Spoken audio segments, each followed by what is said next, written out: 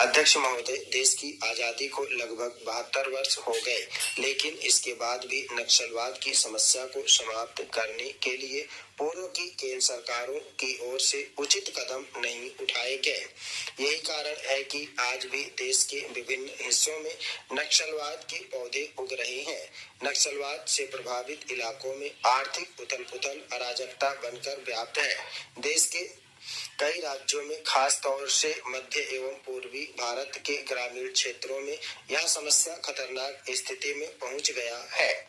इसका एक मुख्य कारण यह है कि हम भारत की पारंपरिक उद्योग अर्थात लघु कुटीर एवं कृषि क्षेत्र से संबंधित घरेलू उद्योगों की तरफ उचित ध्यान नहीं दे पाए हैं। केंद्र की सत्ता पर लंबे समय तक सत्तारूढ़ रहे दल ने समाज के गरीब वर्ग को सामाजिक न्याय दिलाने और आर्थिक विषमता को दूर करने में कोई दिलचस्पी नहीं दिखाई।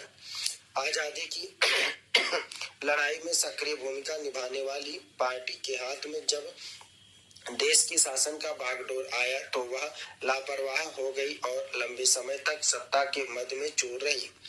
अब जबकि केंद्रीय सत्ता में परिवर्तन हुआ है तो हमें एक निश्चित उद्देश्य और योजना के साथ आगे बढ़ना होगा।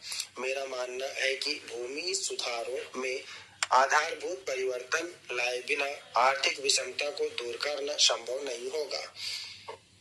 मैं यह भी मानता हूं कि देश की ग्रामीण अर्थव्यवस्था का उत्थान करना कोई साधारण कार्य नहीं है। यह 1 या 2 वर्षों में संभव नहीं होगा। वर्तमान की प्रमुख विपक्षी पार्टी ने, जिसने देश पर लंबे अरसे तक शासन किया, ऐसी कोई कृषि नीति अपनाने में नाकाम रही जिससे ग्रामीण गरीबों को आर्थिक उन्नति और सामाजिक सुरक्षा प्रदान करने में सफलता मिल सके। खेती की अधिकतर जमीनें जमींदारों के अधिकार में रहे। केवल कुछ प्रतिशत कृषि भूमि पर ऐसे गरीबों का अधिकार रहा जो पूरी तरह से खेती पर ही निर्भर करते थे। शेष जमीनों पर धनी वर्ग के लोगों का कब्जा था।